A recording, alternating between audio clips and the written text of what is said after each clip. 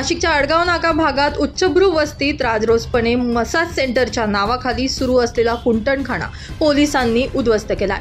या कार्यवाहीमध्ये 2 मुलींची सुटका करण्यात आली असून या प्रकरणी आडगाव पोलीस ठाण्यात एका महिलेसह तरुणाविरोधात पिटा अंतर्गत गुन्हा दाखल करण्यात आला आहे। गेल्या 8 महिन्यांपासून या ठिकाणी देह व्यापाराचा धंदा सुरू होता। या कार्यवाहीबाबत पोलिसांनी दिलेल्या माहितीनुसार शहरामध्ये मसाज सेंटरच्या नावाखाली देहविक्री व्यापार सुरू असल्याची माहिती पोलिसांना मिळाली। यानुसार गुन्हे शाखेचा अनैतिक मानवी व्यापार प्रतिबंधक कक्ष कामाला लागला होता। पथकाचे हवालदार शेरखान पठाण व गणेश वाघ यांनी मिळालेल्या माहितीच्या आधारे ही कारवाई केली आहे। मध्यवर्ती गुन्हे शाखेचे वरिष्ठ पोलीस निरीक्षक डॉक्टर अंचल मुग्दल यांच्या मार्गदर्शनाखाली बुधवारी छत्रपती संभाजीनगर रोडवरील कपालेश्वर नगर भागात पथकानं छापा टाकला असता या ठिकाणी मसाज सेंटरच्या नावाखाली सुरू असलेल्या कुंटणखान्याचा भांडाफोड झाला।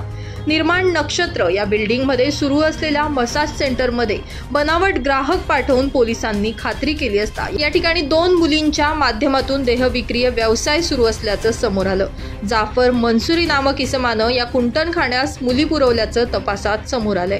पीडित मुलींची सुटका करत पोलिसांनी या प्रकरणी आडगाव पोलीस ठाण्यात अनैतिक व्यापार प्रतिबंधक कायद्यान्वये गुन्हा दाखल केलाय। ही कारवाई सहाय्यक पोलीस निरीक्षक विश्वास चव्हाणके, पोलीस उपनिरीक्षक पंडित अहिरे, महिला पोलीस उपनिरीक्षक वैशाली भाबड, सहाय्यक पोलीस उपनिरीक्षक नामदेव सोनवणे, पोलीस हवालदार शेरखान पठाण, गणेश वाघ, समीर चंद्रमोरे, प्रजित ठाकूर, मनीषा जाधव, महिला पोलीस शिपाई वैशाली घरटे, लता सुरसाळवे, स्नेहल सोनवणे, चालक सहाय्यक पोलीस उपनिरीक्षक विजय रायते यांच्या पथकानं यशस्वीरित्या पार पाडली आहे।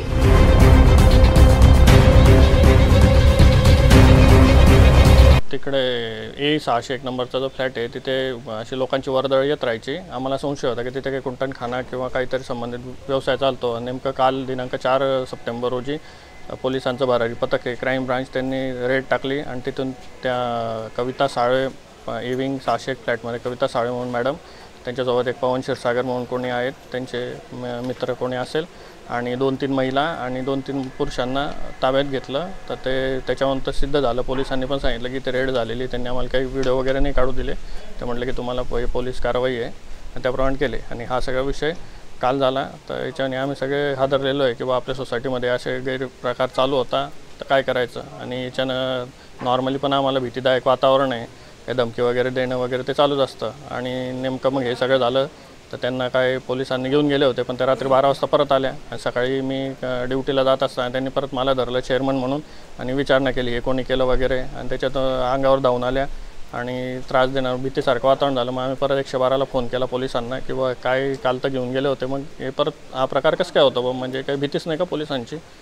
मग त्याच्यामुळे आम्ही पोलीस स्टेशनला आलो होतो। बस याची गंभीर दखल घेऊन काहीतरी याच्यावर तोडगा निघायला पाहिजे जेणेकरून हे पूर्णपणे बंद झालं पाहिजे। काल सायंकाळी 5 वाजताच्या सुमारास नक्षत्र निर्माण नक्षत्र सोसायटीत एक पिटा ॲक्ट अन्वये कारवाई करण्यात आली आहे। आम्हाला माहिती मिळाली होती की सदर ठिकाणी एक महिला ही कुंटणखाना चालवते आहे। त्यावरून सदर ठिकाणी आमच्या सेंट्रल क्राईम युनिटचे PI मुदगल सर व त्यांच्या टीमने तिथे रेड केली। रेडमध्ये त्यांना तिथे कुंटणखाना चालू असल्याबाबत दिसले, त्याप्रमाणे त्यांनी त्यांच्यावर कारवाई केलेली आहे। सदर प्रकारात कुंटणखाना चालक एक महिला व एक आरोपी असे ताब्यात घेण्यात आलेले आहेत आणि यात अजून कोणी इन्व्हॉल्व आहे का याबद्दल पुढील तपास सुरू आहे। याच्यात अनैतिक व्यापार प्रतिबंधक अधिनियमनुसार कारवाई करण्यात आली आहे। त्याच्यात 3, 4, 5 अशी कलमं लावण्यात आलेली आहेत आणि याचा पुढील अधिक तपास PSI निकम करत आहेत आणि आपल्या म्हणण्यानुसार तिथं राजकीय हस्तक्षेप आहे किंवा कसे त्याबद्दल आम्ही अधिक तपास करत आहोत। आज तरी आम्हाला तशी काही माहिती मिळालेली नाही। यातला एक आरोपी अटक करण्यात आलेला आहे। यातलं जे कुंटणखाना चालक महिला आहे त्यास आज अटक करत आहोत। ब्युरो रिपोर्ट, नाशिक माझा न्यूज, नाशिक।